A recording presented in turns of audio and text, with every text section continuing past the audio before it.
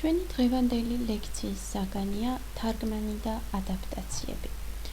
რა თქმა უნდა, ყველაზე ასე ვთქვათ, უკეთესია რომ უცხოურ ლიტერატურას გაეცნო ორიგინალის ენაზე, ანუ გაეცნო ორიგინალში. მაგრამ ისიც უნდა ითქვას, რომ შეუძლებელია, რომ ადამიანი ფლობდეს აბსოლუტურად ყველა უცხო ენას. შესაბამისად, დღესდღეობით და საერთოდ ზოგადადაც თარგმანი ძალიან დიდ როლს ასრულებს უცხოური ლიტერატურის გაცნობაში. თარგმანთან დაკავშირებით ერთი ამერიკელი იუმორისტი ამბობდა, რომ არსებობდა ორი პოეტი, რომელიც პოს გვარს ატარებდა, ანუ ედგარ პოზეა საუბარი და ერთი იყო აქედან, ერთი ამერიკელი, საკმაოდ ასე ვთქვათ, საშუალო დონის პოეტი, ხოლო მეორეში კი ის გულისხმობდა ბოდლერს და აგრეთვე გულისხმობდა მალერმეს, რომლებმაც პო თარგმნეს ფრანგულ ენაზე. არსებობს, ფაქტიურად შეიძლება ითქვას, რომ არსებობს ისეთი თარგმანები, რომლებიც შედევრებად იქცენ. ეს შესაძლოა ითქვას, ვთქვათ, მაგალითად, შექსპირის თარგმანზე ლუდვიგ ტიკის მიერ, ან კიდევ შლეგელის მიერ.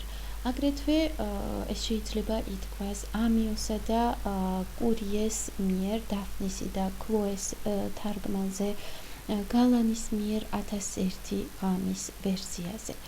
თარგმანით ხშირად მწერლები ინტერესდებოდნენ, ანუ ზოგჯერ ინტერესდებოდნენ, იმიტომაც რომ ეს მათ საშუალებას აძლევდათ გაემდიდრებინათ ენა.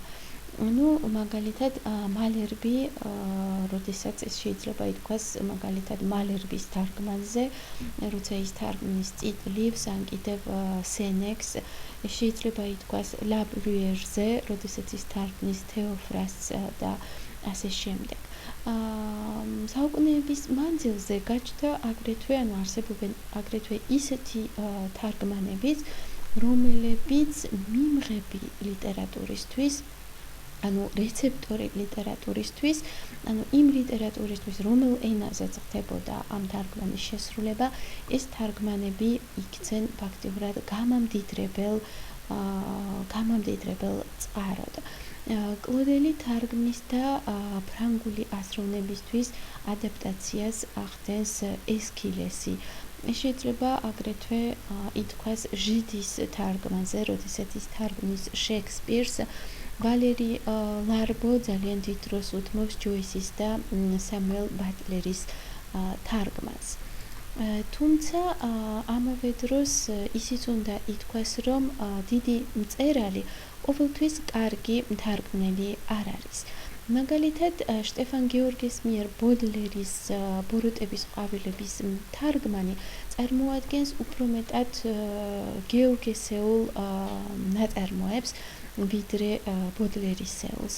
ხოლო ვილჰელმ ჰაუზენშტეინის, რომელიც იყო გერმანელი მწერალი, რომელმაც თავის დროზე ომის პერიოდში ნაცისტებს, ასე ვთქვათ, ნაციზმს და ანტისემიტიზმს გაუწია წინააღმდეგობა. ანუ ჰაუზენშტეინის მაგალითად ბოდლერის თარგმანი იმისთვის, რომ გერმანელი მკითხველი გაეცნოს ბოდლერს, ბევრად უფრო საინტერესო იქნებოდა. ანუ, ვთქვათ, შედარებით გეორგესეულ თარგმანთან, რომელიც უფრო მეტად, ასე ვთქვათ, გეორგესეულ ესთეტიკაზე არის აგებული და, ასე ვთქვათ, კარგავს იმას, რაც არის ბოდლერისეული. როდესაც საქმე ეხება თარგმანს, უნდა ყოველთვის დავსვათ შემდეგი შეკითხვა. ანუ, რა არის ეს შეკითხვები? ეს შეკითხვებია შემდეგი, ვინ თარგმნა, რა თარგმნა და როგორ თარგმნა. თარგმანის კვლევა ეხება რეცეპტორი, ანუ მიმღები ლიტერატურის ისტორიკოს, ანუ ასე ვთქვათ, ლიტერატურის ისტორიის სპეციალისტ, რომელიც სპეციალისტი არის მიმღები, ანუ იმ ლიტერატურისა, ასე ვთქვათ, რომელ ენაზეც შესრულდა თარგმანი.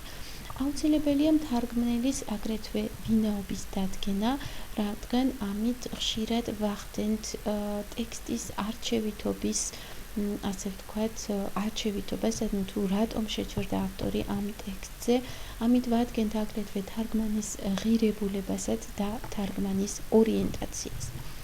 თავისთავად ცხადია, რომ ვთქვათ, კლასიკოს ვოლტერს და რომანტიკოს ლეტურნერს, ფრანგულად, მათ ერთნაირი, ასე ვთქვათ, და ერთი და იგივე ტიპის მიდგომა ვერ ექნებოდათ, როდესაც ისინი თარგმნიან შექსპირს. და ამიტომაც ამბობენ ფრანგები, რომ ვოლტერთან ერთად ერთი სამყარო მთავრდება, ხოლო ლეტურნერთან ერთად ერთი სამყარო იწყება. ანუ აქ საუბარი არის შექსპირის სამყაროზე. რაც შეეხება საფრანგეთს, ფრანგული თარგმანები ყველა საფრანგეთში არ გაკეთებულა, ანუ დიდი ნაწილი თარგმანებისა შესრულდა, ანუ შესრულებულ იქნა, ვთქვათ, შვეიცარიაში, ჰოლანდიაში, მაგალითად, თემპლის ნაწარმოებები, კიდევ შაფსბერის ფილოსოფიური ნაწარმოებები გაკეთდა, ანუ ითარგმნა ჰოლანდიაში, ჰოლანდიელების და ჰოლანდიაში მცხოვრები ფრანგების მიერ. მე-17 საუკუნეში საფრანგეთში გაჩნდა ტერმინი belles lettres, belles infidèles, უკაცრავად, რომელიც გულისხმობდა იმ ფაქტს, როდესაც უცხოური მწერლის ნაწარმოები ფრანგული ზემოქმედების ქვეშ ექცეოდა. ანუ, როდესაც ფრანგული სტილის და ასე ვთქვათ, ფრანგული ესთეტიკის, ფრანგული საზოგადოების მოთხოვნილებებს უფრო მეტად აკმაყოფილებდა ნათარგმნი ლიტერატურული ტექსტი. ანუ სიტყვასიტყვით belles infidèles ჩვენ შეგვიძლია ვთარგმნოთ როგორც ლამაზი არაერთგული. ანუ ლამაზი არაერთგული ტიპის ტექსტები, არაერთგული ტექსტები, ანუ არაერთგულში იგულისხმება, როდესაც ხდება, როგორც უკვე აღნიშნეთ, უფრო მეტად აქცენტი გაკეთებულია რეცეპტორი ენის და რეცეპტორი კულტურისადმი დაქვემდებარებაზე. გამოთქმა ეკუთვნის, ანუ პირველად იხმარა მენაჟმა პერო და ბლანკურის მიერ ლუსიენის თარგმანის შესახებ, რომელიც 1644-1655 წლებში გამოვიდა. 1540 წლიდან ეტიან დოლე ტექსტთან ახლოს მდგარი თარგმანისკენ მოუწოდებს. ანუ ეტიან დოლე თვლის, რომ ეს არის მე-16 საუკუნის შუა პერიოდი, რომელიც თვლის, რომ უფრო მეტად თარგმანი უნდა ახლოს იყოს ორიგინალთან, ანუ უფრო მეტად ზუსტი თარგმანისკენ მოუწოდებს. თუმცა კი, მაგალითად, რომ გავიხსენოთ მონტენი, ის რეიმონ სებონის თეოლოგია ნატურალის თარგმანისას, ასე ვთქვათ, იკვეხნიდა, რომ ესპანელ თეოლოგს მან, ანუ მონტენმა ჩამოაშორა, ასე ვთქვათ, თავდაპირველი მკაცრი სამოსი და ბერბერული თავის დაჭერა და ფრანგული დახვეწილობა შესძინა მას. ანუ ბერბერი, აქ უბრალოდ ჩავამატებდი, რომ აღნიშნავდი, რომ ბერბერი ნიშნავს პირას, რომელიც ხმელთაშუა ზღვისპირეთში ოპერირებს. ანუ ფაქტიურად მონტენმა ჩათვალა, რომ ასე ვთქვათ, ესპანელი თუ როგორ ვთქვა, ესპანური, ასე ვთქვათ, სიმკაცრე და ესპანური ეს ბერბერული თავის დაჭერა მან ჩამოაშორა ორიგინალს, ანუ ჩამოაშორა მწერალს და ის უფრო მეტად ადაპტირებული გახადა ფრანგი, უფრო დახვეწილი, ასე ვთქვათ, საზოგადოებისთვის. ანუ ფრანგულად სიტყვები შეგვიძლია შემდეგნაირად წარმოვთქვათ pour farouche et maintien barbaresque. სიტყვები, რომლებიც მონტენმა იხმარა სებონის თეოლოგია ნატურალისთან მიმართებაში. ამასთანავე მთლიანად დაგმობა იმ მთარგმნელების, რომლებიც ვთქვათ, ამგვარი სახის თარგმანებს ახორციელებენ, ნიშნავს, რომ ვთქვათ, ვერ გავიგოთ თუ რას ნიშნავს საფრანგეთში კლასიკური ხანა, რომელიც გარკვეულწილად შეიძლება ითქვას, რომ 2 საუკუნის მანძილზე გაგრძელდა.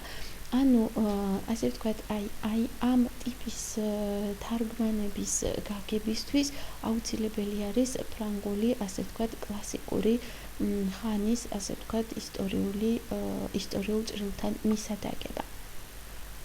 ფაქტიურად ამ პერიოდში უპირატესობა ენიჭებოდა ფრანგულ ენას, ანუ იმ ენას, რომელზედაც ხდებოდა თარგმანი და ფრანგული საზოგადოების მოთხოვნას, ანუ თარგმანი ადაპტირებული უნდა ყოფილიყო იმ მოთხოვნებთან თუ ღირებულებებთან, რომელზედაც ხდებოდა ამ თარგმანის, ასე ვთქვათ, გაკეთება.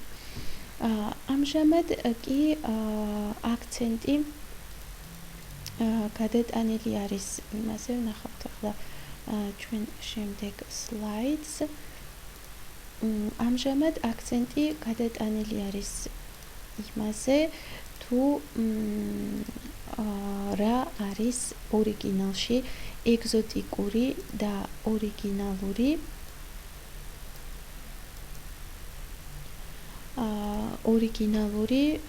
ასე ვთქვათ, ასევე უნიკალური და რომ ეს უნიკალურობა და ეს ეგზოტიკურობა უნდა დაცულ იქნას.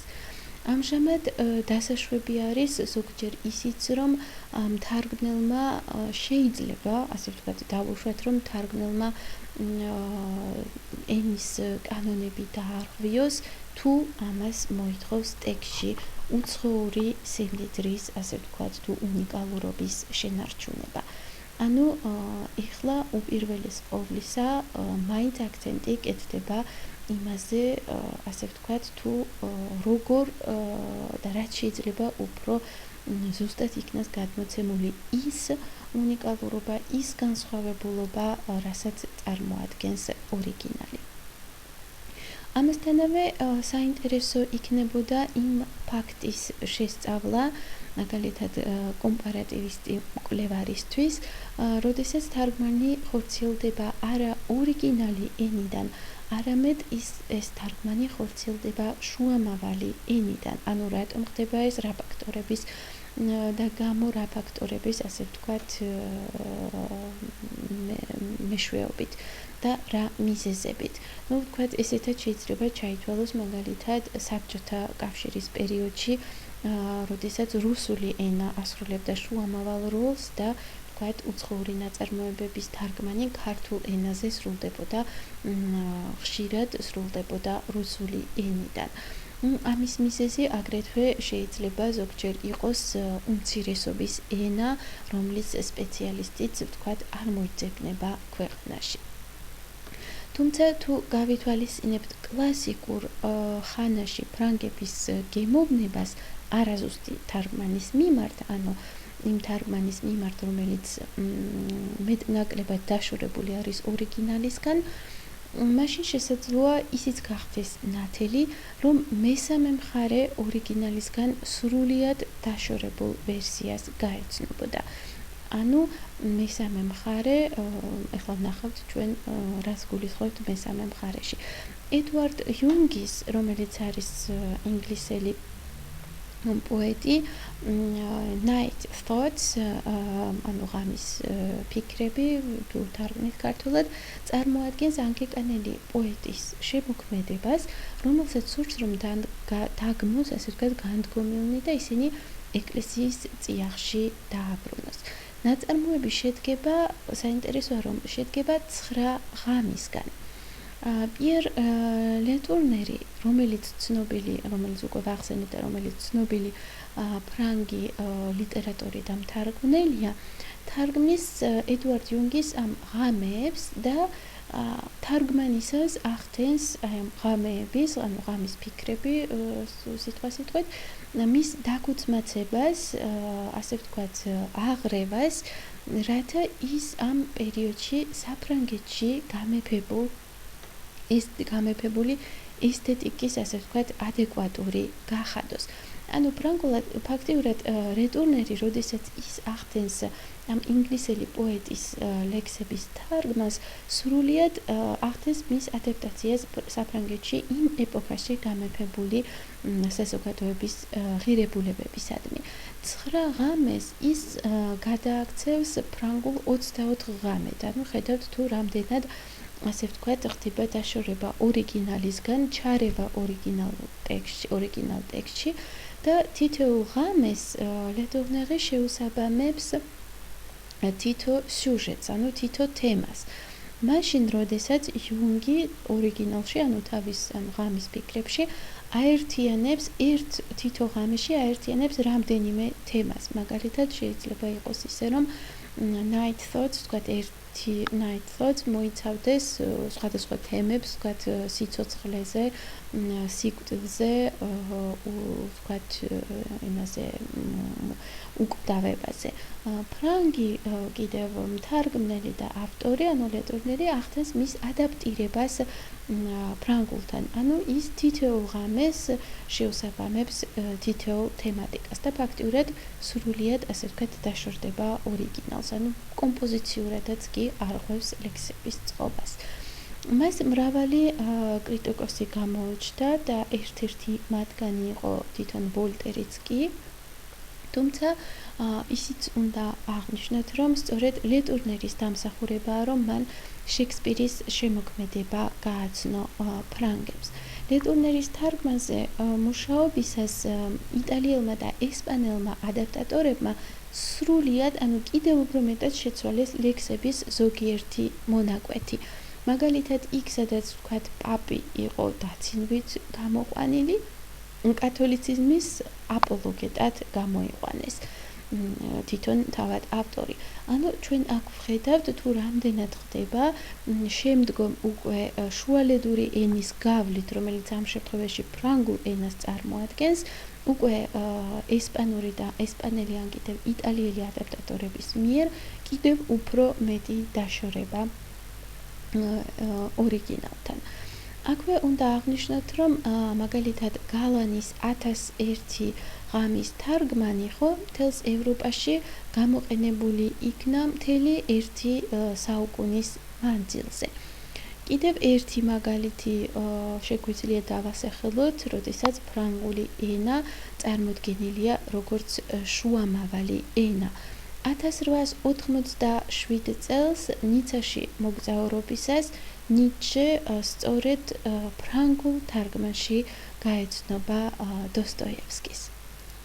მე-19 საუკუნეში ამ როლის ჩამორთმევა საფრანგეთისთვის უკვე უნდა გერმანიას და ინგლისს, ანუ ფაქტიურად მათ უნდათ რომ შეასრულონ შუამავალი ენის როლი და ფაქტიურად შუამავალი კულტურის მატარებელი როლი. ედგარ კინე, რომელიც არის ფრანგი მწერალი და ისტორიკოსი და რომელსაც სურს ჰერდერის ნაშრომი სათაურით მოსაზრებები ისტორიის ფილოსოფიის შესახებ, ანუ თარგმნოს ჰერდერის ეს ნაშრომი, ის მიმართავს ინგლისურ თარგმანს, ანუ ის უკვე ამ შემთხვევაში შუამავალი ენა ხდება ინგლისური. და ფაქტიურად არსებობს ხშირი შემთხვევები, როდესაც ფრანგები ინგლისურ თარგმანს მიმართავენ გერმანული ლიტერატურის გასაცნობად. ფაქტიურად ინგლისური შუამავალ ენად გამოდის ფრანგულსა და გერმანულს შორის, ხოლო გერმანული კი ფრანგულსა და ცენტრალური და აღმოსავლეთ ევროპის ენებს შორის.